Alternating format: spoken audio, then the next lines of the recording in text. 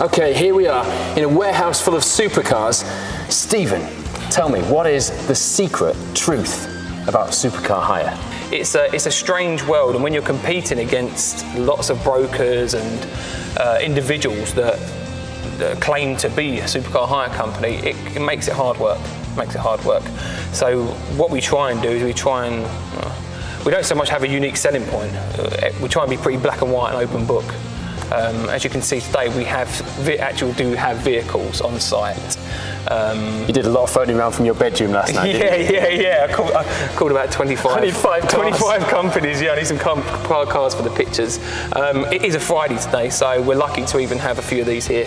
Well, you told them onlymotors was coming, of course. Yeah, exactly. So we've cancelled loads of jobs, made lots of clients really angry just for you guys. Yeah. You can tweet me if you're really angry. Yeah. All right, so we are surrounded by supercars. I can see that. I'm going to buy your point on that one. Why supercars? Why supercars? I'd always had a bit of a passion for them, and never thought that I would sit in one, let alone have access to quite a few through my company. So yeah, it's a strange scenario that took place in terms of how I got into supercar hire. I had sold a property that I'd done rather well on years and years ago, this was, and had some surplus funds. It would have to be years ago, given the current property market. Yeah, exactly, yeah. I had some surplus funds and decided to myself, well, get myself a Ferrari, because I thought I could buy it at a good price, smoke it around for 6 months and sell it and get the same money back. So, cheap way to own a car for a little while. And so I decided to get a Ferrari 360 Modena. But I did get it in like a baby blue colour with cream interior. We cut the interview right now. Baby blue. But it was manual. It was manual, so it was a driver's car, definitely. I didn't hear that bit. I'm still on baby blue. Yeah, I know. Yeah, one day I literally was just putting fuel in the garage, and while I was at the pump, a guy approached me, literally just walked up to me and said, "Do you want to hire your car out?" And my immediate reaction was, "What do you mean? What, people hire these?" And he went, "Yeah." So I said, "Okay, so how much?" That was the first thing that came into my mind. And do you work out of your bedroom? No, not no more. I didn't. Even at that time, I wasn't working out of a bedroom. But I had no knowledge of this industry, none. Didn't even know, to be honest, that supercar hire was an option. So it was a surprise to me when he did ask. So I took his number and followed it up, and lo and behold, he took my car and gave it to a company that hired it out. And it went pretty well. It was quite busy. The said company then said, "Why don't you get another car?" So, okay. So went to the bank and got well, I didn't actually go to the bank. I went to one of the main lenders that were lending against supercars at the time, and got a... What a business to be in. Yeah. A supercar bank. Yeah, that's it, basically. Yeah, I won't say the name, but yeah, they were really quite keen to lend lots and lots of money for little deposits at the time, and so it was just good timing for me. And I got a Bentley GTC, and then it was an Audi R8, I think, and before I knew it, I had 5 or 6 cars, and it was quite a glamorous thing to have. Just this normal guy. Everybody's perception that I was a multi-millionaire from outside, but it was just obviously money that banks were lending against the car. I was hiring them out, and that's where it started. Yeah, and then I spent about 2 or 3 years of giving vehicles to companies. Let them manage the vehicles as a business for me, and then one day I decided I think I can do this better, and Premier Velocity was born there in my head. And have you done it better? Are you doing it better? Yes, we are doing it better. We have done it better. We've grown from 6 cars to 42 cars during the recession, in what can only be described as quite an excessive, flamboyant business. Well, apart from eating, what do people have to do, even during a recession, drive supercars? So yeah, I mean, to be honest, if I'm quite frank about it, the supercar owners especially are quite recession-proof. But we aren't just reliant on clients that have a particularly good wealth or have lots of spare cash. We have people from all walks of life who hire supercars. Some people may save for 3 years because they just want to be able to drive one, or maybe a birthday present or a gift for an anniversary. And I'm pretty confident that we now are pretty much the most structured business that there are of supercars that there is out there, rental business anyway.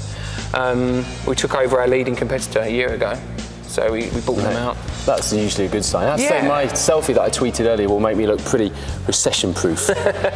One of the first things that I learned, you do learn some things by trial and error or mistakes.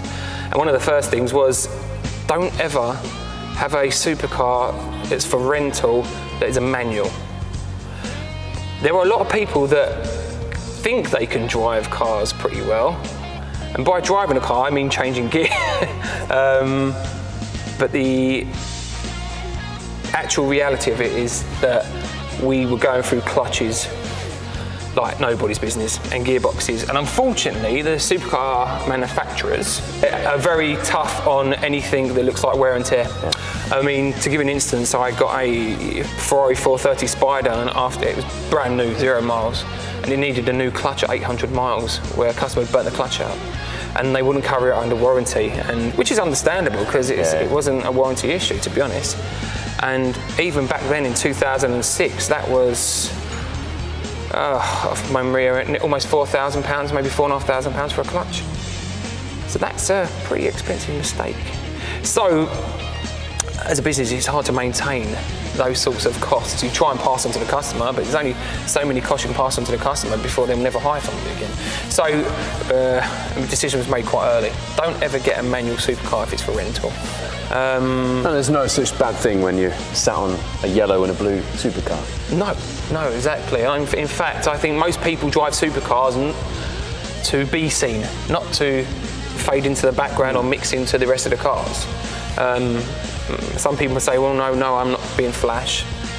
And honestly, I don't believe if someone says that. You want to be seen in a supercar, and a bright supercar is pretty much the way forward. Absolutely. Why buy a supercar and get a black one? Yeah. Talking of which. But I hear that, on the grapevine, that you're moving out to Colorado very soon. I am, So does that mean that in a week's time on eBay, there's going to be 50, 100 supercars saying, I'm emigrating, need to sell this really quickly? No, far from it. You're going to take the world of supercar rental to America? Possibly. At the moment, it's more of a case of the company is structured well enough now and built itself up to the point where it doesn't need me as much. This week they actually got their first car, which they decided on. I didn't even see it. I didn't go to the dealer. What did they get? They got a brand new Ferrari California 30. So front-engined. Yeah. V8. They call it a Grand Tourer, really, but it's smaller than the rest of them, though, isn't it? It's still pretty rapid supercar, in my opinions.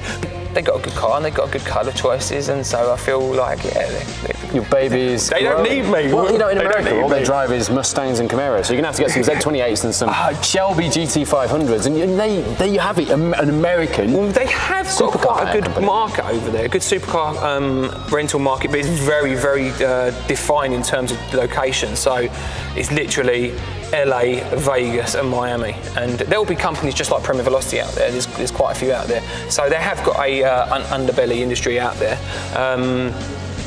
I will no doubt go over there and see what's available and what options there are, but yeah, it's for me it's quite an emotional time because we built this company up from nothing, just me, to what I believe is the best supercar. Well, having spoken to you today and seen these cars here, seeing the setup, I've got a feeling it's going to be around for when you pop over for visits. Yeah, definitely. Great to meet you. You too. Great to drive your supercars, and good luck in America. Thank you very much. Bring us back a Shelby Mustang. Yeah.